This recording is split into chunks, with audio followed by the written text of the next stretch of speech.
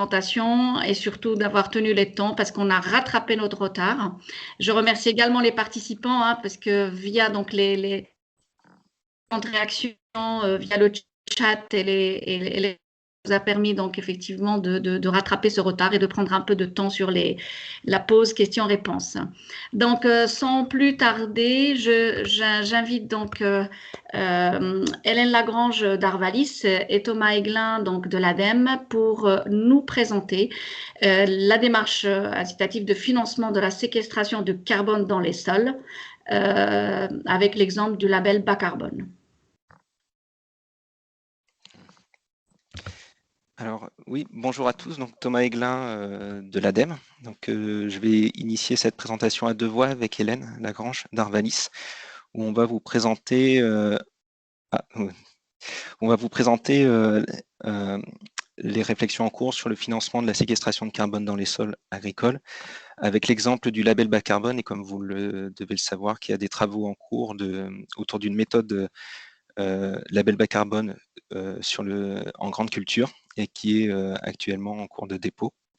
Et donc ça, moi je vais vous présenter plutôt le contexte général, comment le label bas carbone s'inscrit dans la stratégie nationale bas carbone de la France, c'est-à-dire son plan climat, les recommandations qu'on peut apporter sur les méthodes qui sont déposées au label bas carbone, et notamment celles qui ont été émises pour la méthode grande culture. Et puis Hélène complétera sur la mise en œuvre concrète, c'est-à-dire la présentation de la méthode grande culture sur son volet stockage de carbone, la méthode qui est en cours de dépôt au niveau du ministère de l'écologie.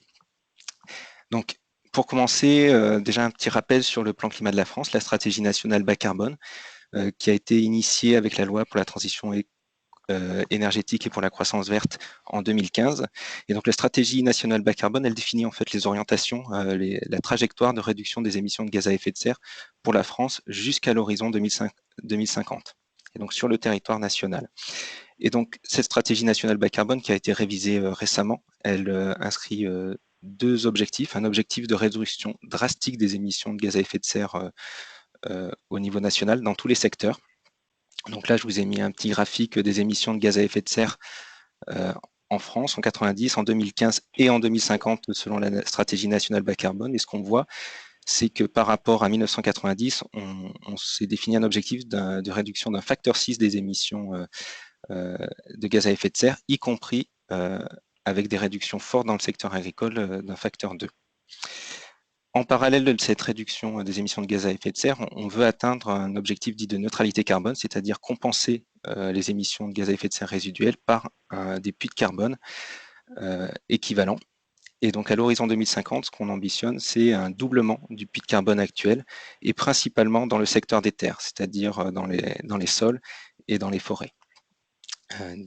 Alors tout est disponible sur le site du ministère, vous avez le lien en dessous, et je vous invite à le consulter. Diapo suivante.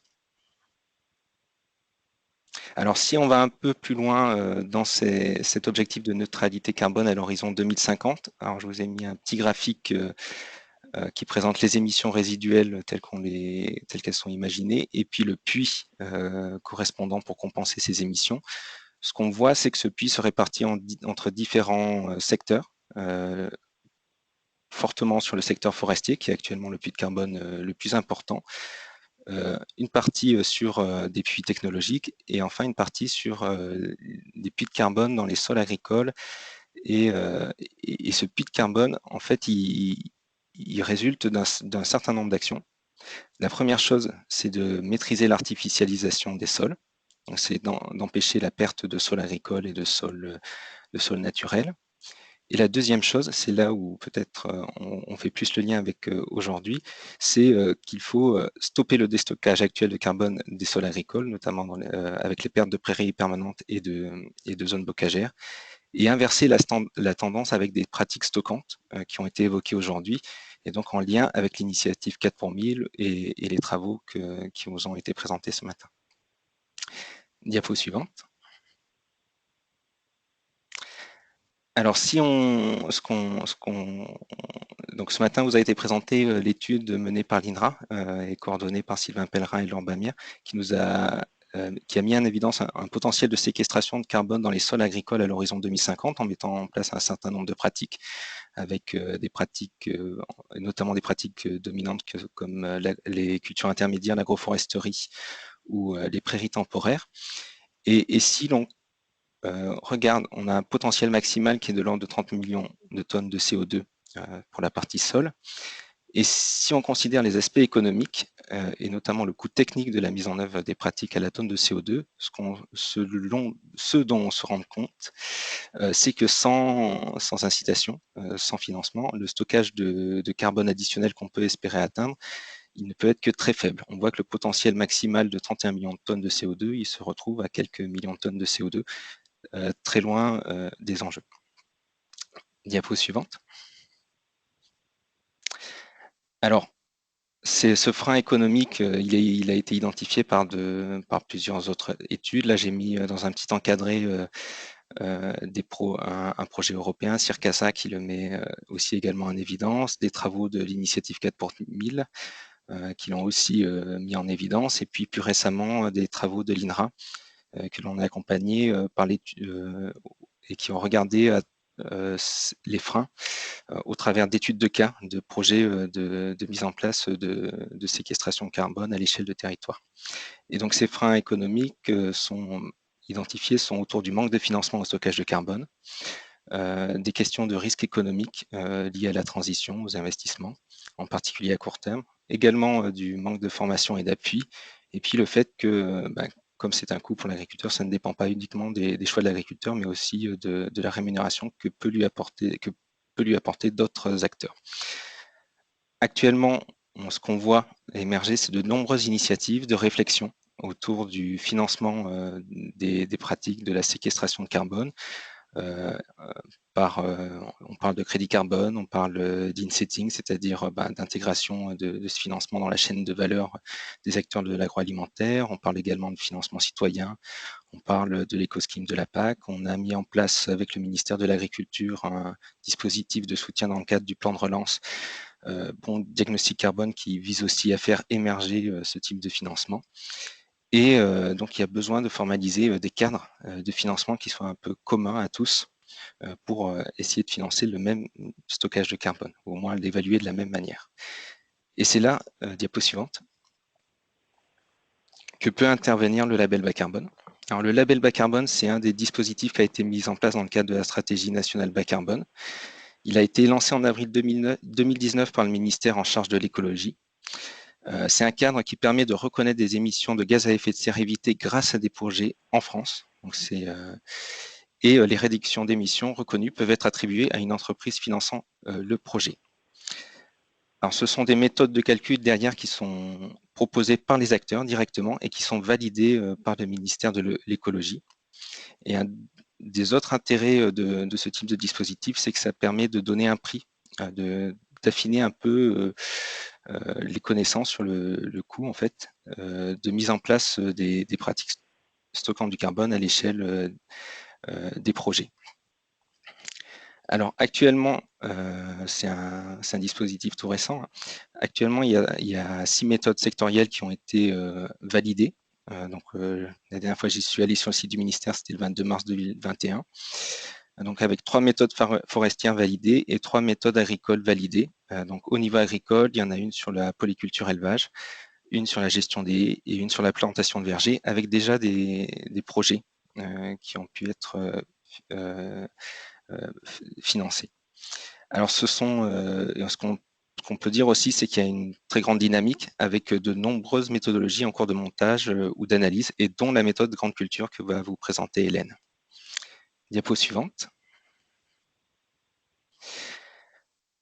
Donc, pour accompagner le développement de ces méthodes, on a soutenu quelques travaux, notamment à travers nos appels à projets de recherche.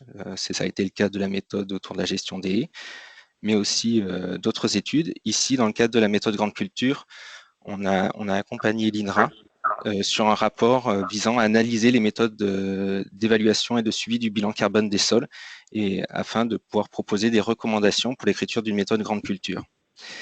Et voici les principales recommandations qui ont été faites. Alors j'en oublie quelques-unes peut-être, mais d'abord c'est d'avoir un périmètre large, de ne pas considérer que le stockage de carbone, donc intégrer les principaux gestes liés à l'activité agricole, et de considérer un grand nombre de pratiques pour pouvoir permettre une certaine souplesse dans l'application sur les moyens d'atteindre le stockage de carbone à l'échelle de l'exploitation agricole.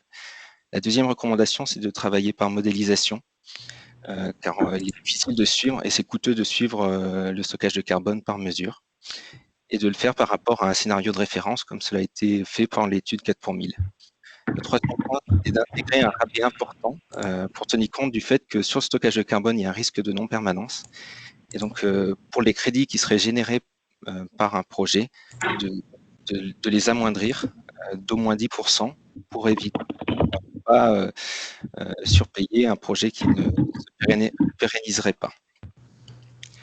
Un autre aspect qui a été remonté au travers des échanges avec les acteurs, c'était l'idée de pouvoir prendre en compte les efforts antérieurs à l'apparition du label, pour pouvoir valoriser les agriculteurs qui avaient déjà mis en place des pratiques stockantes. Et enfin, de ne pas s'affranchir complètement de la question de la mesure, mais c'est de prévoir au cours du projet au moins un échantillonnage de sol pour pouvoir vérifier pouvoir avoir des éléments sur les stocks présents dans les sols. Diapo suivante. Et enfin, un dernier point qui nous paraît important dans ce type de méthode, je l'illustre avec des résultats du projet Carbocage sur la gestion des haies, c'est de ne pas considérer que la question gaz à effet de serre. Donc ici, un petit graphique qui présente en fait la préférence des différents acteurs qui seraient impliqués dans un marché du carbone, les agriculteurs, des entreprises, des collectivités qui pourraient acheter ce carbone.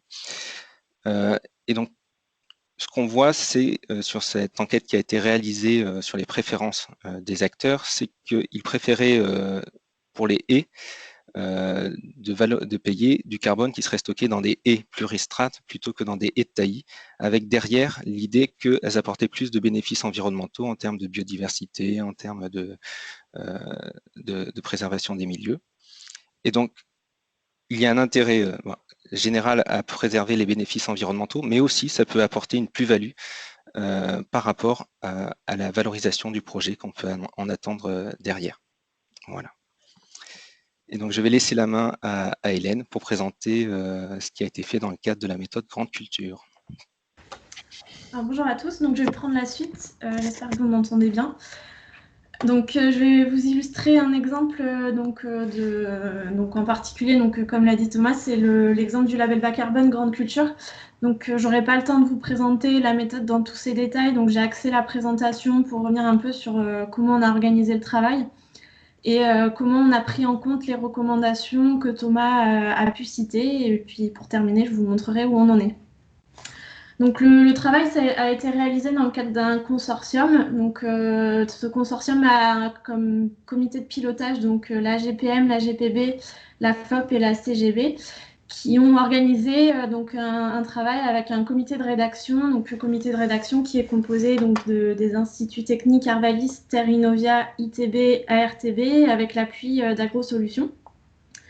Et donc, le consortium a bâti différents comités de travail. Donc, je ne vais pas vous détailler tous les noms des personnes qui ont travaillé, qui sont écrits sur cette diapo, mais on a essayé de consulter un nombre d'organismes importants, donc notamment des personnes qui ont participé à la journée aujourd'hui, pour recueillir leurs recommandations sur la mise en œuvre de cette méthode et comment écrire donc, cette méthode de calcul des réductions d'émissions.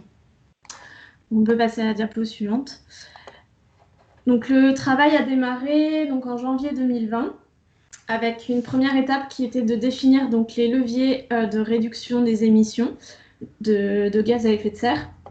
Donc, c'est bien une méthode qui est un peu plus large que juste le stockage de carbone. On parle de réduction d'émissions gaz à effet de serre en prenant en compte les gaz à effet de serre et le stockage du carbone. Donc, on a travaillé dans un premier temps à décrire donc, les leviers qui seraient pris en compte. Et ensuite, à partir de ce travail-là, donc, on a déposé un formulaire d'intention de méthode Grande Culture. Et on a travaillé donc, à partir du mois d'avril 2020 jusqu'au dépôt de la méthode en décembre 2020. à écrire cette méthode de calcul des réductions d'émissions de gaz à effet de serre. Donc on a eu sur la première moitié du travail l'occasion de réunir différents groupes d'experts pour échanger sur les recommandations et les méthodes de calcul à mettre en œuvre, pour ensuite passer à une étape de rédaction qui aboutit au dépôt en décembre 2020. Donc on peut passer à la diapo suivante. Donc dans cette méthode, donc, on a des différents calculs qui sont prévus. Donc je vous le disais, on prend bien en compte des émissions de gaz à effet de serre et du stockage de carbone. Donc ces calculs sont réalisés sur deux types d'émissions. Donc on parle d'émissions directes ou d'émissions indirectes. Donc les émissions directes, c'est ce qui est fait directement au niveau de l'exploitation. Mais dans le cadre de la méthode, on prend bien en compte aussi des émissions indirectes, donc qui peuvent être liées à la fabrication de tel ou tel produit, donc sur l'amont, et des émissions liées à l'aval, par exemple sur des valorisations ou du séchage de produits. Donc là, comme on est sur une journée matière organique et carbone, je vais vous présenter seulement les leviers et les méthodes liées au stockage de carbone dans les sols. Donc on peut cliquer 4 fois. Donc là, c'est pour vous donner la liste un peu des leviers qui sont pris en compte donc dans la méthode grande culture en lien avec le stockage du carbone. Donc vous allez retrouver finalement une grande majorité des leviers dont on a parlé toute la journée, avec principalement des leviers qui sont liés aux restitutions de matière organique au sol. Donc des restitutions qui peuvent être liées aux couverts végétaux. Donc on prend en compte le fait d'intégrer des couverts s'il n'y en avait pas avant dans les rotations, ou d'étendre le temps de présence des couverts pour augmenter la production des couverts. Ensuite, on a des leviers liés à la restitution des résidus de culture. Donc ça peut être le fait de restituer des résidus de culture s'ils étaient exportés auparavant, ou ça peut être lié au fait d'augmenter la production de biomasse sur une unité de surface. Donc ces leviers qui sont pris en compte dans le cadre du stockage du carbone. Ensuite, vous avez les leviers liés aux apports de matière organique, donc toute matière organique sur le système de culture.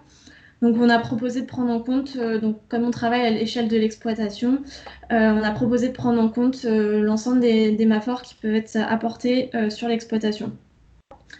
Et enfin, le dernier levier qui est pris en compte pour le stockage du carbone, comme on est ici dans une méthode grande culture, c'est l'insertion et l'allongement des prairies temporaires ou artificielles. Donc les prairies temporaires ou artificielles qui sont en rotation avec des grandes cultures et qui contribuent à augmenter le stockage de carbone dans les sols. Donc on peut passer à la diapo suivante. Donc pour vous montrer très rapidement comment se feront les calculs en termes de stockage de carbone. Donc en fait, on a pris en compte les recommandations que Thomas a pu évoquer. Donc pour le stockage du carbone, on passe par une estimation d'un écart de stock. Donc en fait, c'est un écart de stock entre deux scénarios. Donc on calcule deux scénarios. Un scénario qui est dit de référence, c'est ce qui est représenté sur le schéma ici en violet. Donc une évolution de stock de carbone au cours du temps sur une référence. Et un scénario qui est dit le scénario projet, donc ce qui se passerait avec le projet si on met en place différents leviers proposés pour le stockage de carbone. Donc c'est le scénario qui est représenté sur la figure en bleu. Et pour suivre ces cinétiques de scénarios, on a choisi de passer par l'utilisation de modèles de simulation de stock de carbone dans le sol. Donc on a parlé d'AMG, de STIX aujourd'hui, donc on a proposé ces modèles comme utilisables pour faire les calculs de la méthode grande culture. Et donc cette méthode, elle doit permettre de faire des calculs au bout de 5 ans, donc c'est le cadre des labels bas carbone. C'est aussi pour ça qu'on passe par des simulations, parce que sur une durée de 5 ans, on a très peu de chances de voir des choses réellement avec des mesures au champ entre un état initial et un état final au bout de 5 ans. Et donc dans la méthode, vous voyez apparaître sur la flèche en violette ici, donc pour prendre en compte ce qui a pu se passer dans des bonnes pratiques des années passées, donc on se compare toujours à une référence et on a intégré la possibilité de prendre en compte un service de maintien de stock. Donc l'objectif, c'est de faire mieux que la référence. Et donc vous voyez les différents cas qui peuvent exister, qui peuvent être pris en compte, donc 8 cas ici. Et la méthode permet de calculer donc des écarts de stock positifs, donc effectivement un stockage par rapport à la référence. Mais comme il n'y a pas que des leviers stockage de carbone qui entrent en compte, il y a aussi les leviers gaz à effet de serre. On a aussi la possibilité de calculer des deltas de stock négatifs. Donc, dans le cas où les pratiques conduiraient à un déstockage de carbone, on prend ça en compte au final dans les réductions totales d'émissions qui seront calculées. Donc, on peut passer à la diapo suivante. Donc, pour accompagner ces calculs qui sont faits, donc ces écarts de stock de carbone entre une référence et un projet, comme l'a présenté Thomas, il y a différents niveaux d'incertitude et on a intégré donc, ce qui s'appelle des rabais. Donc les rabais, je vous présente sur le tableau ici, ceux qui sont liés au calcul lié au stockage de carbone. Donc on a des rabais liés au type de références qui sont choisis. Donc je ne suis pas rentrée dans le détail, mais on peut avoir deux types de références. Donc soit des références génériques, donc qui représentent des moyennes de pratiques régionales, soit des références spécifiques qui sont beaucoup plus précises à l'exploitation. Et donc, quand on est sur des références génériques, on a plus d'incertitudes. Donc, on introduit un rabais dans le calcul des réductions d'émissions finales. Ensuite, on a des rabais liés à la non-permanence du stock de carbone. Donc là, c'est un rabais vraiment lié au stockage de carbone. On sait que quand on introduit des pratiques, si au bout d'un certain temps, on arrête ces bonnes pratiques qui conduisent au stockage de carbone, et bien si on les arrête, on peut avoir un déstockage de carbone. Donc pour prendre en compte que ce stockage de carbone est non permanent, on a un rabais qui est intégré si le projet n'est pas renouvelé en fin de projet. Et enfin, on a des rabais liés à des incertitudes sur des données pour calculer le stockage de carbone. Donc on peut passer à la diapo suivante. Donc je vais vous présenter un tableau qui vous montre comment on a pris en compte les niveaux d'incertitude liés aux données qui rentrent dans les modèles pour simuler le stockage de carbone. Donc l'idée, c'était de prendre en compte à la fois un niveau d'incertitude ou de précision différente entre les types de données qu'on peut avoir, avec des mesures réelles en partant de mesures réelles, en allant jusqu'à des données de base de données ou des données moyennes, avec en estimant un niveau de précision plus important sur des mesures réelles. Donc l'idée derrière, c'était de favoriser les analyses au champ. Donc ça, c'est les niveaux de précision qui sont pris en compte sur la donnée, comment on la mesure. Et après, il y a des niveaux de précision qui sont pris en compte aussi en fonction du type de données. Donc c'est ce qui sera représenté dans le tableau. Donc on s'est basé sur une étude de l'INRA et de l'ADEME que Thomas a évoqué, où l'étude a regardé comment le type de données peut jouer sur le niveau d'incertitude des simulations. Donc en fonction des données, il y a un niveau différent derrière. Et donc on peut cliquer pour voir apparaître le tableau. On peut cliquer 3 fois. Donc, voilà. Donc vous voyez les types de données qui sont intégrés et avec les couleurs, le niveau de rabais qui sont associés. Donc avec, si on prend les données qui apportent le plus de risques d'erreur, entre guillemets, c'est les données liées aux restitutions de biomasse. Donc à la fois les restitutions de biomasse des cultures intermédiaires ou des cultures principales, ou des restitutions liées aux apports de Mafor. Donc c'est les deux dernières lignes du tableau, qui du coup voient des rabais plus importants si elles sont moins bien estimées. Donc avec des moyennes régionales, on aura des rabais plus importants. Donc ça, c'est des moyens qu'on a utilisés pour prendre en compte les différentes recommandations qui nous ont été données. Et donc on peut passer à la diapo suivante. Et un autre élément qu'on a intégré dans la méthode, c'est la prise en compte de co-bénéfices. Donc, les co-bénéfices, c'est des calculs d'indicateurs qui peuvent nous prévenir si les leviers qu'on met en place ont éventuellement des impacts négatifs significatifs, donc d'un point de vue environnemental ou socio-économique, ou s'ils ont des impacts positifs autres que ceux des réductions d'émissions gaz à effet de serre. Et donc, dans la méthode, on a intégré des grilles d'évaluation de ces co-bénéfices, avec certains qui sont obligatoires à calculer, notamment tout ce qui est lié au flux d'azote, parce qu'il y a pas mal de leviers liés à l'azote, donc surtout sur les réductions d'émissions gaz à effet de serre. Et donc, on a intégré ces co-bénéfices obligatoires pour vérifier les effets de transfert de pollution et éviter les effets de bord sur les exploitations. Et avec des leviers optionnels qui sont mobilisables sur le volontariat. Donc, on peut passer à la diapo suivante. Donc, les deux dernières diapos en guise de conclusion, c'est pour vous montrer un peu où on en est et le déploiement à venir de cette méthode grande culture. Donc, vous voyez sur la frise ici, aujourd'hui, on est au mois d'avril. Donc, la méthode qui a été déposée au mois de décembre a été relue. On a le comité de rédaction, on a apporté quelques corrections suite aux relectures qu'on a reçues. Et donc, on va attendre l'approbation du ministère en avril-mai de cette méthode grande culture. Et à partir de l'approbation, elle pourra être utilisée. Et pour être utilisée, il va falloir qu'il y ait des outils qui soient développés pour faire ces calculs. Donc, c'est des outils MRV de monitoring, reporting et vérification, donc qui vont devoir être développés pour faire tous ces calculs. Et une dernière diapo, donc pour vous montrer que la méthode qu'on a écrite, donc on peut cliquer. Donc en tant que consortium label bas carbone grande culture, s'est positionné en tant que promoteur de méthode. Donc on a écrit la méthode et les modes de calcul à employer pour les réductions d'émissions gaz à effet de serre et le stockage de carbone. On a déposé cette méthode au ministère. Mais il y a tout un organisme, tout un écosystème qui doit se construire et se mettre en place autour de cette méthode. Donc avec des outils à développer. Donc les outils qui pourront être utilisés par les porteurs de projets, qui déposeront des projets au niveau des ministères qui devront être validés pour demander cette labellisation. Et ensuite, on peut cliquer encore.